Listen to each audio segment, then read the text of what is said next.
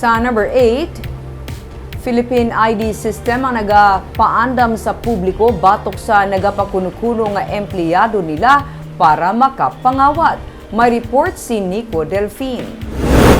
Nakibot na lang ang netizen nga si Raymart Espinosa sang mangayo sang bulig ang minor de edad niya nga kaingod balay sa barangay Kabug nga nakuhaan sang cellphone sang lalaki nga nagpakunukuno madulong lang sang national ID. Sa video nga ginpost ni Espinosa sa social media, makita ang nalagyo nga lalaki nga naka-jacket kag naka-helmet sakay sa motorsiklo. Sunod sa iya, makaduwa na ini ka beses nga natabo sa sulod sang ila subdivision ang modus sang nagpakunukuno empleyado sang Philippine ID system.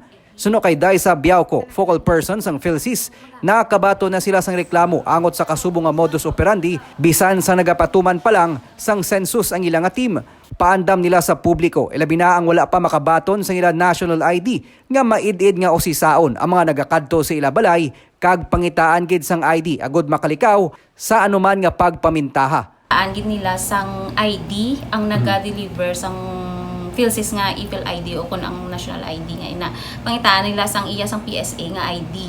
And then may mga makita personnels man kita nga naka-uniform man sila nga PSA. So hindi gid na sila magduda nga hindi na sila taga PSA. Kati mabalaan man mo ang ID nila nga iya sang PSA kag ang uniform nga PSA. Suno kay Biauco, mas sa ginauusisa man sa mga nagapakuno-kuno empleyado ang mga naga-istar sa ginakadtuan nila nga puluyan. Ang mga importante nga mapaalinto ng katapos ng pamilya nga hindi gid magpasulod sang tawo nga hindi nila kakilala. Aside sa Bacolod, may ara kami sa Guaman, may ara kami sa South nga na baton nga issue about sa Dira.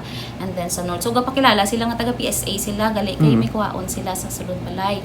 Or hindi gani ang iban nga is sa una pa lang mapakilala tapos balikan na nila pag sunod nga naglaw. Kasi syempre sa una pa lang sila gatanaw-tanaw na sila kung pwede nila makuha sa sulod. Sa records ng PhilSys, may masobra 2.3 million na ang nakaparehistro para sa national ID.